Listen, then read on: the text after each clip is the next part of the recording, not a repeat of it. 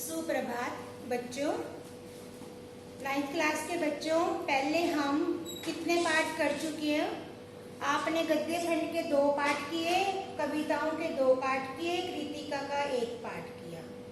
आपके सिलेबस में इस बार कुछ पाठ हटे नहीं है। वो केवल इस साल वो महामारी के कारण इस साल ये पाठ हटाए नहीं गए हैं। इसमें आपको गतिविधि प्रोजेक्ट कुछ भी हम बनाना देंगे, इसके नंबर जुड़ेंगे। ये मत सोचना पाठ हटा दिया गया। इसमें से भी आपको पेपर में भी आ सकता है। आप इस पाठ को पढ़ेंगे, प्रोजेक्ट आएगा या कोई गतिविधि कराएंगे, वर्कशीट देंगे या कोई भी टेस्ट होगा, उसमें आपके इसके नंबर जुड़ेंगे। तो पाठ देखो 5, क्षितिज का पाठ 5 है। नाना साहब की पुत्री देवी मैना को भस्म कर दिया गया। पाठ का नाम क्या है? नाना साहब की पुत्री देवी मैना। ये नाना साहब थे, एक क्रांतिकारी थे। इनकी बेटी का नाम क्या था? इनकी बेटी का नाम था मैना। और नाना साहब 1857 की क्रांति के एक क्रांतिकारी थे, सबसे बड़े। जब क्रांति का प्रारंभ हुआ तो नाना साहब ने कानपुर में क्रांति का ऐलान किया था। तो उनकी एक बेटी थी, बेटी का नाम था, पुत्री का नाम था मैना। इस पाठ में नाना साहब उनकी पुत्री मैना के बारे में बताया कि मैना कितनी साहसी थी, उसने अंग्रेजों का कैसे सामना किया, वे अंग्रेजों से डरी नहीं। उस समय उसने अपने आप को कैसे बचाया, क्या क्या अंग्रेजों से तर्क दिए। इस पाठ में पूरा इसके बारे में वर्णन है। इस पाठ के लेखिका चपला देवी, लेखिका का नाम क्या है? चपला देवी। कौन है? चपला देवी लेखिका का नाम है। और अब सुनेंगे 1857 की क्रांति में नाना साहब ने भाग लिया था। अंग्रेज नाना साहब को जीवित पकड़ना चाहते थे, परंतु नाना साहब अंग्रेजों के हाथ नहीं आए और वहां से भाग लिए। वे मरते दम तक अंग्रेजों के हाथ नहीं आए। अंग्रेजों को उनके बारे में पता नहीं चला कि वे कहाँ गए। तो अंग्रेजों ने क्या किया बच्चों? अंग्रेजों ने क्या किया? अंग्रेजों ने उनकी एक बेटी थी जिसका नाम मैना था, उसको पकड़ लिया। नाना साहब की बेटी मैना ने अनेक तर्क दिए, वितर्क दिए, परंतु अंग्रेजों ने उन्हें कोई एक ना सुनी।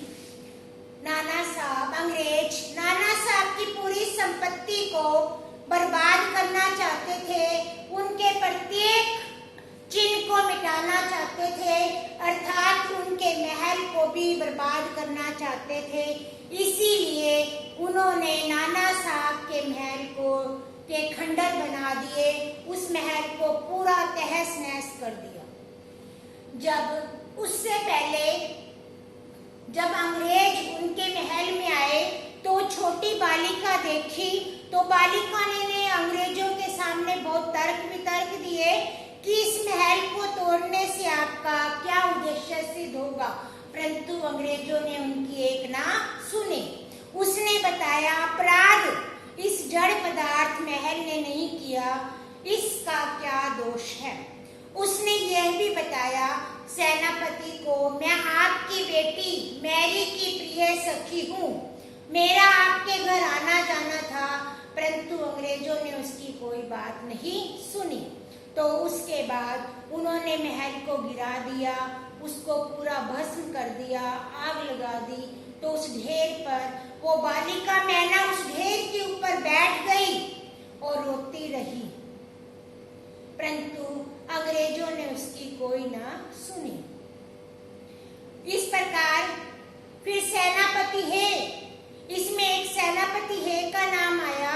सेनापति है की एक लड़की थी जो मैरी की फ्रेंड थी, अर्थात उसकी सहेली थी, जो स्कूल टाइम में उसके साथ रहती थी बचपन में। परंतु मैरी की इस पाठ में मृत्यु हो गई।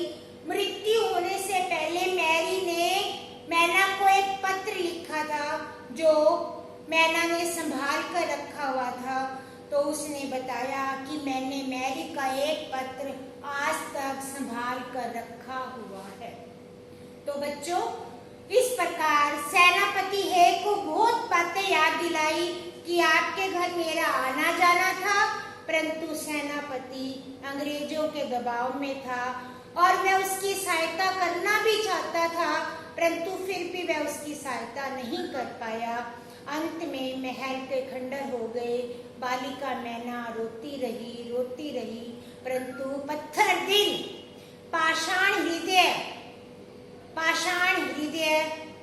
जनरल एटमन पर इसका कोई प्रभाव नहीं पड़ा।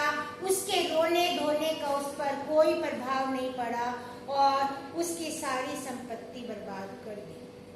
बच्चों, इस पाठ में जो मैना है वह इतनी साहसी थी कि अंग्रेजों के अनेक बार इतने दुख देने के बाद भी वह उनसे डरी नहीं, आंखों से आंखें मिलाकर बैठी रही, क्योंकि वह अपने पूर्वजों की संपत्ति से प्यार करती थी, अपने पिता से प्यार करती थी, अपने महल से प्यार करती थी। उस महल में वह बड़ी थी। अनेक ऐसी बातें थी मैना की। इसी कारण, इन विशेषताओं के कारण मैना ने अपने साहस का परिचय दिया। मैना मित्रता निभाने वाली थी, स्वाभिमानी थी, स्पष्ट वक्ता थी। ये मैना की विशेषताएं हैं, कितनी सारी। स्पष्टवादी, मित्रता निभाने वाली, स्वाभिमानी, पूर्वजों का आदर करने वाली, पिता का सम्मान करने वाली, अनेक ऐसी विशेषताएं भरपूर थी। तो बच्चों, क्या हम भी मैना जैसी विशेषताएं अपना सकते हैं? अपना सकते हैं।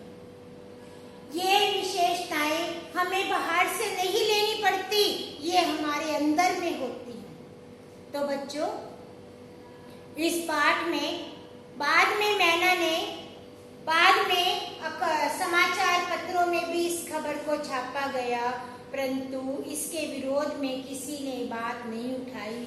अंत में मैना को भस्म कर दिया गया। अंत में उसी महल के ढेर के ऊपर भी उस मैना को भस्म कर दिया गया।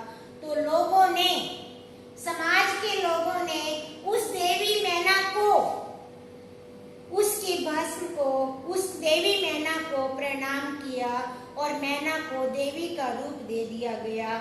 और पाठ में यही बताया कि मैना को भस्म कर दिया गया। किसने भस्म किया? अंग्रेजों ने। बच्चों, ये अंग्रेजों के, ये 1857 की क्रांति की बात थी, जब पहली क्रांति शुरू हुई थी। उस पहली क्रांति के सबसे बड़े नायक थे नाना साहब। नाना साहब की कट्टर ऐसे दुर्दांत व्यक्ति थे जिनको अंग्रेज पकड़ नहीं पाए। उन्हीं की पुत्री थी मैना। तो बच्चों, इस पाठ में नाना साहब की पुत्री मैना के बारे में आपको मैंने बताया और नाना साहब के बारे में बताया। तो बच्चों, इस पाठ को केवल आप पढ़ेंगे, इससे संबंध रखने वाली आपको कोई भी एक्टिविटी हम आपको देंगे, आप उस एक्टिविटी को हमें करके दिखाएंगे, इसके आपके नंबर जुड़ेंगे। इस बात में आप बेटा काम करने में बहुत ढीला काम करते हो, कुछ मजा नहीं आता। काम अच्छे से किया करो बेटा, काम मन लगा के किया करो। जो भी काम आपको भेजा जाए मन लगा के किया करो, आपका मेहनत का फल आपको मिलेगा। तो बच्चों, जो आप मेहनत करते हो उसका फल आपको जरूर मिलेगा। और पाठ को ध्यान पूर्वक पढ़ लेना। और यही बस, इस पाठ को आप ये नहीं सोचेंगे पाठ कट गया, पाठ कटा नहीं है। पाठ में गतिविधि, प्रोजेक्ट, कोई प्रोजेक्ट बनाना भी दे सकते हैं, जैसे ऐसे भी दे सकते हैं। इस पाठ से संबंध रखने वाले आप 1857 की क्रांति में भाग लेने वाले सेनापतियों के नाम लिखो, उनके बारे में लिखो। इस प्रकार आपको कोई एक्टिविटी आपको हो सकती है। तो इस पाठ को आप करेंगे, एक बार खुद पढ़ेंगे, खुद पढ़कर उसमें आप अंडरलाइन भी कर लेंगे, छोटे प्रश्न भी बना सकते हो। तो पाठ 5 केवल पढ़ने के लिए है, इसे आपने अपनी नोटबुक में नहीं लिखना। तो आप सबका धन्यवाद।